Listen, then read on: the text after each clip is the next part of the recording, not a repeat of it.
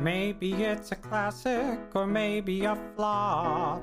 Has Katie seen it? She probably has not. She'll sit down and watch it if it's good or it's bad.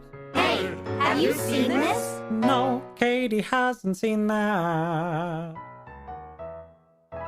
Hi, I'm Katie, and if I had a nickel for every time someone said to me, wait, you haven't seen this movie? Oh my God, you need to see this movie, I'd be very rich. So this is my podcast where I finally watch those movies you all have told me I need to see, and I tell you what I think. I really should have included a spoiler tag in my intro, but here we are, once again, warning you about spoilers for the movie that we're watching today, as well as other things. So there you have it. You've been warned. In my Discord, I recently hosted a poll for community choice. So the next 4 movies, if Katie hasn't seen that, were selected by the community. I have a channel in my Discord. If you enjoy this podcast and you want to join in on the conversation about your thoughts on the movies I watch, movies you want to recommend to me, all that, plus now polls that we're going to do occasionally for community choice. So I had a poll of like 30 plus movies. And the next 4 episodes will feature the top 4 movies that won. And the first one of those movies is, drumroll please, Blade Runner. You probably already knew that because that's the title of the episode. But I am now going to be watching the original Blade Runner. Listen, we need to talk. This movie is from 1982. Y'all have to admit it now. You are addicted to making me watch 80s movies. You can't take it back. It's happened a lot now. There's been a pattern that's been established. And here I am watching yet another 80s movie. I got the classic page pulled up with some of the movie info. I had no idea that Harrison Ford was in this. So that was a pleasant surprise. I grew up in the 90s and I watched a lot of Harrison Ford movies growing up, such as Air Force One. And I'm sure there were a lot of others, but mostly Air Force One. So this movie is also directed by Ridley Scott. I didn't know that. I love the Alien franchise. I still haven't seen Prometheus. Should I watch Prometheus? If you've seen that movie, tell me. I don't know if I should add that one to just watch in general or do a Katie hasn't seen that on. So apparently this movie might be a dark horse. I don't know. I don't like saying that because sometimes I'm like, whoa, I'm so excited about this movie. And then I absolutely hate it. So Ridley Scott, that's pretty good for me. Harrison Ford, also pretty good for me. And it's also listed as a sci-fi action movie. And it's rated R, so you know there's going to be some violence, maybe some sexiness, maybe some bad words. You never quite know. It could be anything. And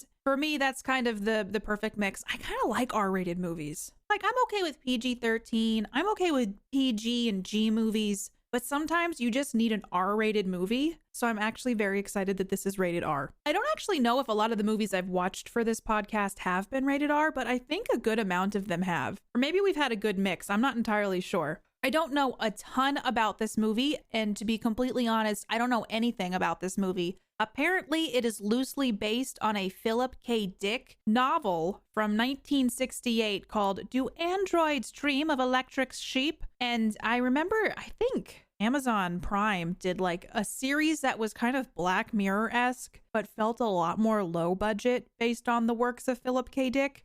It was called Electric Dreams, and I think there's only 1 season of that, but I didn't make it past the first episode. So I have not seen a lot of stuff that is Philip K. Dick related, though I've heard he's some sort of god amongst sci-fi writing, so I'm looking forward to this. I believe Philip K. Dick wrote a short story called The Minority Report, which got turned into that Tom Cruise movie, which I have seen, and I actually like that movie quite a bit. So I feel like there's a little bit of hope. What do I think Blade Runner's about? I'll be honest with you. I think it's got to be cyberpunk. It just seems like that kind of movie.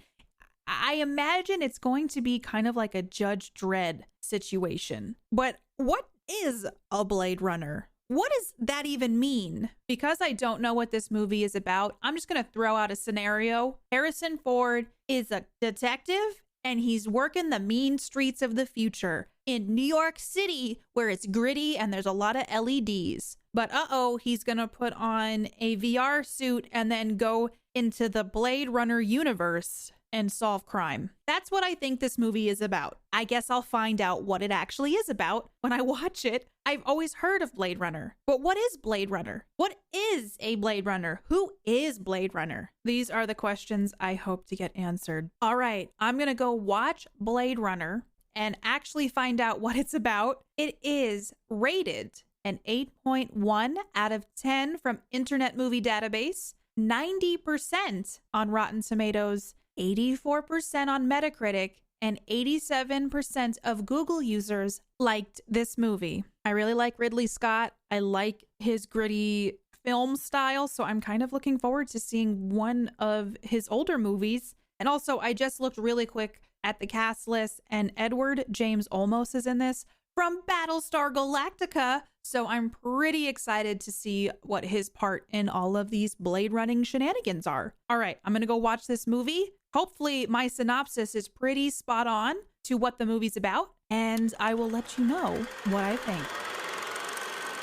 I have watched Blade Runner and I have returned to tell you what I made of it. One thing we got to talk about though first is that this movie took place 2 years ago. The year that this movie took place in was 2019, which is a little wild to think about how futuristic people thought 2019 was going to be. And then you kind of look at where we're at now and you're like, wow, we do not have flying cars. And that's you know, it's always weird when you watch a futuristic movie and the date is essentially not that far off or in the past. So that was a little weird. That was kind of similar when I watched 12 Monkeys, and I think there was like this huge pandemic that wiped people out in the 90s. It's just weird. Like maybe you should like throw that time frame into the 3000s or 4000s. However, I get it. Because then in the 3000s or the 4000s, someone's going to be like, wow, they really thought we were going to be that technologically advanced by this point. Man, I wish I could live to the 4000s. How much do you think is going to change by then? Do I really want to go down this path and have an existential crisis? I'll just say I'll probably be thinking about this before I go to bed tonight. So that'll be a fun thing for me later. Blade Runner, 1982. Harrison Ford as Deckard. I have a lot of thoughts about this movie. Let's just start with the synopsis. Essentially what this movie is, this corporation made these things called replicants, which were essentially bioengineered creatures that were stronger and smarter and more resilient than humans. But some of them went rogue on an off-world planet, and they're essentially outlawed. They're viewed as bad. And there's this elite force of police, essentially, that gets formed called Blade Runners. And they retire, quote unquote, replicants. And replicants are viewed as dangerous and non-human, all this jazz. So apparently, some replicants came back to Earth, and this retired Blade Runner, who's played by Harrison Ford, Deckard, is brought back to his old job and is like, you gotta hunt down these 4 replicants that are free and loose on Earth. And so Harrison Ford is then hunting these replicants to eliminate them, essentially, to retire them, which means to murder them. Okay, hopefully that made sense. I just gotta say, I was mostly wrong about this is what I think the movie's about. It does take place in LA, though it seemed very New York. I mean, LA was like overrun, but LA looked cool. LA looked like it was hopping. There was a lot to do. I loved the futuristic style that they went for in this movie in general, but also how LA looked. Things have grown. It didn't look like weirdly outlandish or anything. I'm like, that does look like a future building. I like the way that they did. I believe they're models. I feel like I have heard that Ridley Scott loves to make little models of things and then he films them all dramatically. And I just looked it up because I want my podcast to not be a bunch of hearsay. I try really hard for the information I tell you all. I try to look it up. Because I don't want to be one of those podcasts where it's like, I once heard through the grapevine. I looked it up. You can find an article on vfxvoice.com, and it shows the miniature models that they used for Blade Runner. I've always enjoyed that because I think it always looks better than CGI. Obviously, back in the 80s, they had to be more creative. I love the mini model, okay? It looks so cool, and it looks so real. And I know Ridley Scott has used this in other movies he's done. I just appreciate that. because it looks realistic, and it's kind of fun to think about that they were using a camera to shoot long distance shots of LA over tiny little models. And I should say building models. I hope that wasn't confusing. I'm not talking about runway models here, okay? I never finished the show Altered Carbon, but I watched like half of the season on Netflix. I know that's based on a graphic novel series. I felt like this movie, the city atmosphere, was very Altered Carbon. Obviously, it would have been more Altered Carbon is inspired by Blade Runner. It gave me Altered Carbon vibes. I did love the futuristic feel of this movie. I love future anything. I want to know what our future will be like. Do we have floating cars? Tell me, do you think that the buildings will all be flat or tall? I just like seeing people's ideas of what the future looks like. So they already had me at that. I was like, I'm into it. I want to see the future world in 2019. I just ignored that piece. CGI still looked pretty good. The graphics in this movie were great. The practical effects, damn, when they got gory, they got a little bit gory. There's a point in this movie when one of the replicants killed Dad. Dad being the man who made the replicants in the corporation, Eldon Tyrell. So it's like the Tyrell Corporation that made all these replicants, manufactured them, if you will. And there's a point at the end where Roy Batty, who played the blonde-haired replicant, was like, I want to meet the man who made me and see if he can save me, because this is one of the things about the replicants. Their lifespan, it's like a failsafe they built in, will die in 4 years. And so they're reaching the end of their lifespan. And yeah, there's a point where this replicant meets Dad, as I like to call him, who is Eldon Tyrell, who runs the company. So like, I can't do anything for you. And then Roy just decides to, because when you get upset, what's the first thing you think? Gotta smash Dad's eyes out. So the practical effects, pretty darn good in this. Very realistic. And I did think that was effective. CGI, it wasn't too bad. I mean, for 1982, I think it held up pretty well. We also meet another replicant when Deckard is put on the case. He goes to investigate at Tyrell Corporation, and he meets someone named Rachel, who doesn't know she's a replicant. They're starting this new tech where they're implanting memories into them so they don't know that they're not quote unquote real. So one thing I have to tell you is that this movie was kind of confusing at moments. It feels like they could have laid better groundwork, because sometimes you're like, where the hell is Deckard now? Oh, he's at this place. So I just felt like the movie overall wasn't as confusing as, say, Dune. Oh my God, nothing's quite like Dune. But this movie did have more of a, if you looked down at your bowl of ice cream for 1 second, you might miss something. And I'm totally speaking from experience.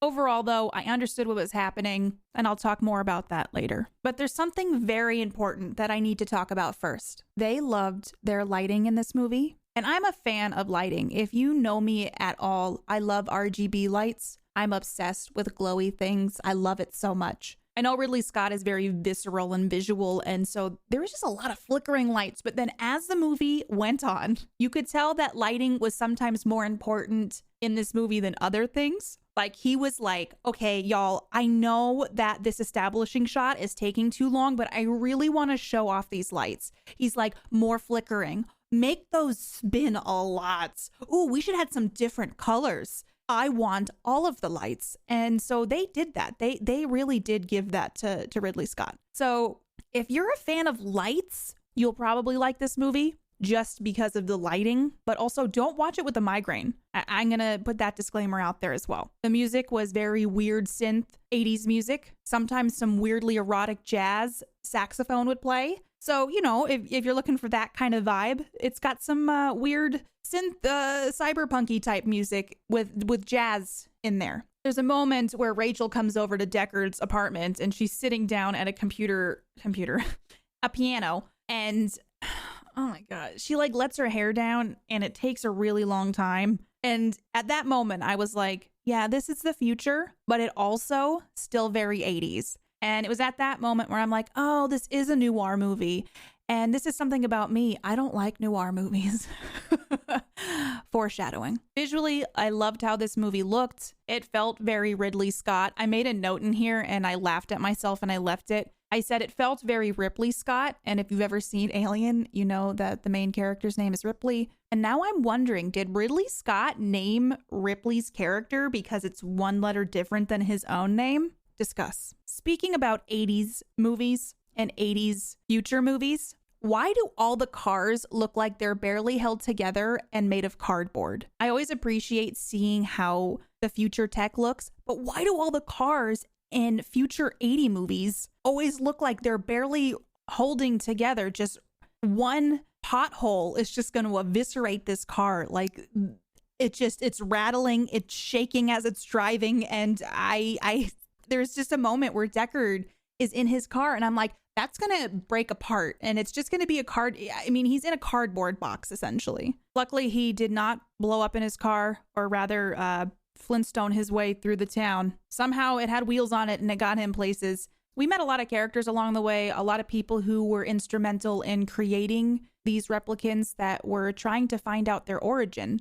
They were called the Nexus 6, and they were on their own detective mission. They were kind of going through and trying to figure out where they came from. And we meet someone along the way named Sebastian who helped work on their models. And he was kind of creepy, though. Daryl Hannah's in this, and she was like a pleasure model, which means, I think, for the sexy times. And there's a moment where Sebastian runs into her and it's just like, he's got the wandery eye. He never like overtly did anything, but covertly he had the wandery eye. And I don't know if they did that intentionally. He's a little creepy. He died too because he couldn't help save them either. There's also a moment where Deckard is doing investigation. He gets some pictures from a lead and he's sitting on the floor and he's just like, enhance, enhance, enhance. To the left, enhance. To the right, enhance. Center up, enhance. And it's just like this flickering screen. I don't know if that's what all enhance scenes were inspired by, but oh my God, this movie constantly just had things that went on for way too long. There's just some shots where I'm like, they're just doing this to do this. There's no way that this movie needed to be 1 hour and 57 minutes long. Like, he went upstairs for literally like 5 minutes at the end. So Deckard's just making progress, going around being this badass Blade Runner, finding these replicants with his incredible blade running skills. So he finds one of them at a club where I think she like dances naked with a snake. I mean, and that's what I'm assuming happened. But then she like tries to escape him, and her death sequence. Okay, first of all, they're running through the busy LA streets. I felt like Harrison Ford was purposely grabbing people and throwing them. And also just that, I don't know, it was very interesting, that whole chase sequence. It was stressful because it was so overwhelming sensory wise, not because of what was happening. So he's chasing her and he finally catches her. And then he's just like, he's opening fire in the busy streets of LA. And I kid you not. I mean, if you've seen this movie, you already know this. She like runs through 4 glass walls and gets shot very violently. And there's just so much violence for her death, but also just almost comedic because of how many glass walls she ran through. And then she's just shot dead in the street. And then all of a sudden there's like a cleanup crew to grab her and bring her away. And then he gets into another fight with another replicant just down the street. And Rachel, the replicant he met at Tyrell Corporation, they're like kind of like, they just meet and then they're all like, let's hang out essentially. And she somehow finds him in the busy streets downtown when all of this is happening. And so he's getting into a fight with another replicant. And then she's the one that ends up shooting and killing this one. And they go back to his place. I feel like this movie was purposely disorienting. Like, it just felt like they were trying to disorient you sometimes. This is also where I realized, oh, this is a noir, and I really do not like noir movies, games, anything of that genre. I don't know why. You know how you just don't like certain things? Like, I don't like gangster movies. I have a bunch of gangster movies to watch for this podcast too, and I'm putting them off. They will be watched at some point. I will watch The Godfather at some point. They're hanging out, and they kiss. And she gets up and she's trying to leave and he wouldn't let her. And I mean, Deckard and Rachel at this point. And then when he blocks her from leaving his apartment, he grabs her and holds her against the wall and tells her to say things like, Like, I want you to kiss me and I want you and things like that. And it felt very weird, very pressured, very aggressive, and very sexual assaulty. It was not sexy. I don't know if it was supposed to be sexy. It was not. It felt like it was not consensual. They barely know each other. Rachel's world has just been turned upside down by learning that she's a replicant because she thought this whole time she was a real person. I don't know. It just felt very out of place in this movie. I always have a problem in movies when I'm like, these characters just met and they're in love. Okay. And also, this specific scene was not hot. This scene was, is this like kind of a rapey situation?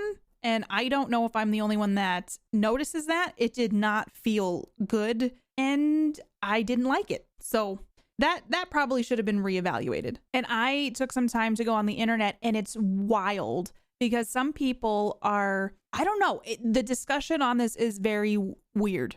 A lot of people are very staunchly, no, it's not a rape scene. You know, it's someone wrote on Reddit, it's aggressively romantic with heavy sarcasm. Blocking the door and then holding someone against the wall doesn't really feel aggressively romantic to me. Feels a little bit like pressure.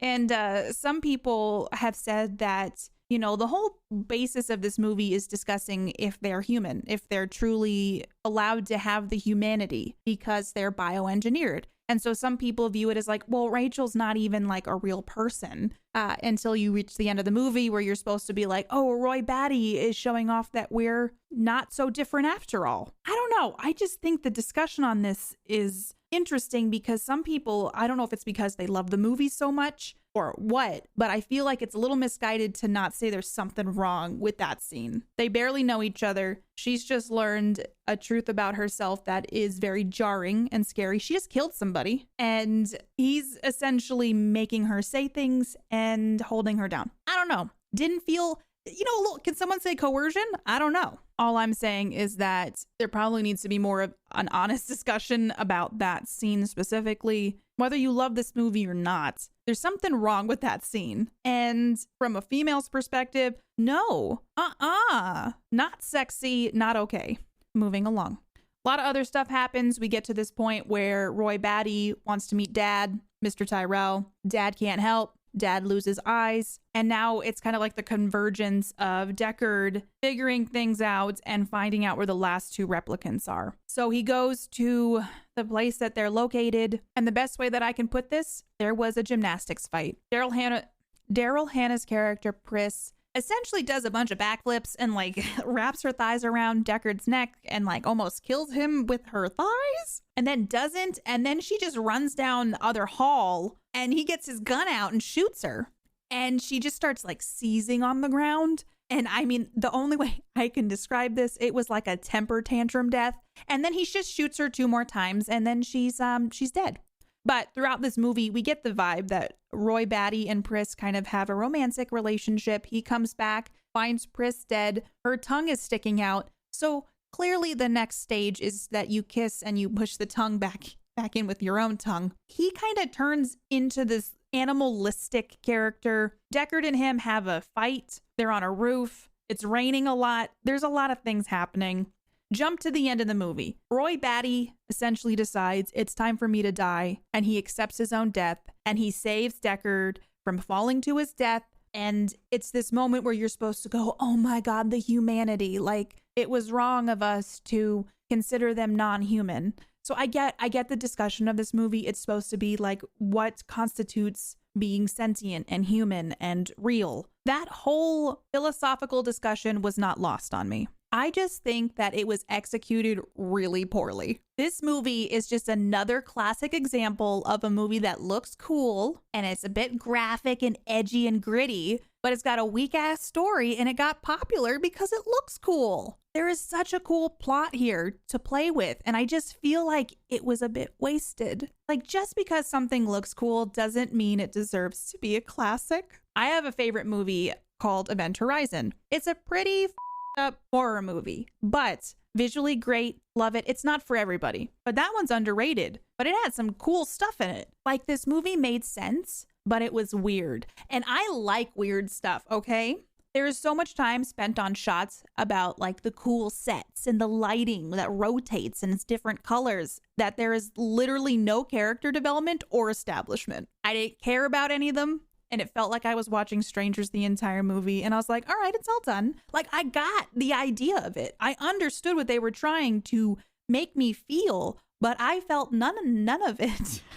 Literally no emotion from me, except when there was things in it that I was like, that's not right. Like the romantic scene that's so aggressive. I get it. I love the discussion of what makes us real. It just missed the mark for me. It didn't land. And the whole ending where Deckard's like, do you love me? To Rachel. And she's like, yes. Do you trust me? And she's like, yes. And they get out of there. They just met. How can you be in love? You need time to be in love, okay? It just, movies rush that sometimes, and it just didn't fit. They're escaping. They're getting out of there. And okay, there is Edward James Olmos in this, and he's so young, and he plays a character named Gaff. He works for the police department, I'm pretty sure, and he makes little origami that he leaves places. And at the end of the movie, when all of the replicants are dead, he somehow finds Deckard and Roy Batty on the roof. I don't know how he knew they were there. He says a line like, it's a shame she won't live, but then again, who does? So it's kind of like that, whoa, humanity kind of philosophical question. But Deckard gets back to his apartment thinking that Gaff went to go eliminate Rachel. And Deckard is getting her out and they're going to leave and they're going to go run away together. And he finds a little unicorn on the ground, which I think is supposed to insinuate like Gaff came here, but he spared her. So get out and go live your life kind of thing. But they rerun the final line. And in the scene that Gaff originally said this, it's downpouring and it was the goofiest way to end this movie. We had just seen him say that. Let the little unicorn origami speak to the, for itself. Instead, they ran that line again. It's a shame she won't live, but then again, who does? And then it ends and I started laughing. Are people mad at me? Who's mad at me? Show of hands. It just was goofy, y'all. There's no ifs, ands, or buts. It was goofy, okay? We've reached the moment. I'm going to tell you all my rating. I'm not mad y'all made me watch this. I'm slightly disappointed. In theory, I should have loved this movie. On paper, looks like super badass. Katie's going to be into this. No. This movie gets a 3 out of 10. Aggressive lighting choices from me. Honestly, it's mostly that rating is because it's pretty to look at. There's not a lot of substance to this movie, I didn't feel. And so my rating just kept going down and down throughout the movie. Because like in theory, we started at 10, right? Come on, movie, show me what you got. And I mean, honestly, that last line in the movie knocked it down from a solid 4 to a 3. So there you have it. I watched Blade Runner. Some of you have said I need to watch Blade Runner 2049. Do I dare? Let me know on Twitter at @KatiePlay or come to my Twitch stream and tell me or demand that I watch Blade Runner 2049 at KatiePetersPlays. But first, before I go, we're doing a new segment on here where I'm going to read you a comment from one of the awesome discussions that we've had about this movie in my Discord, Katie Peters Plays. We have a channel called Katie Hasn't Seen That, where we talk about the movies that I watch and people share their thoughts. But also on my Twitter and on YouTube, I'm going to be sharing comments that some of you all have sent to me. And this comment comes from the last episode of Katie Hasn't Seen That, where I watched The Princess Bride. And this comment comes from A Tale Told, who said, adorable movie with endless quality comedic cameos. So glad you got to see it. Inigo Montoya, deftly portrayed by Mandy Patinkin, terrific actor, had the richest backstory in the movie and was also my, and probably most people's, fave character. My new #1, Katie Hasn't Seen That. Thanks, Katie. Thank you, A Tale Told, for listening. And thank you for sharing your thoughts on A Princess Bride. I have a bonus one, though. I had to share this. And I'm probably going to butcher it again. But in Discord, Nabby shared, I'm going to say, I'm laughing my life away every time you say Ingo instead of Indigo. Congrats on watching a classic. I apparently mispronounced one of the characters' name wrong the entire podcast, but I fully own that. Thank you all for listening. I really appreciate it. There are some more community choice episodes in the near future, and I cannot wait to share my thoughts with you. Until next time, stay safe, everybody, and take care of yourselves. If you want to hang out with me more, or if you just want to yell at me for my thoughts on a specific movie, I stream over on Twitch at www.twitch.tv/KatiePetersPlays. Also, feel free to follow and chat with me on Twitter at PlayKatiePlay and on Instagram at KatiePetersPlays. Music written and performed by Mark Can Do It. Katie Hasn't Seen That is a part of the Geek Generation Network. Until next time, keep your popcorn warm for me.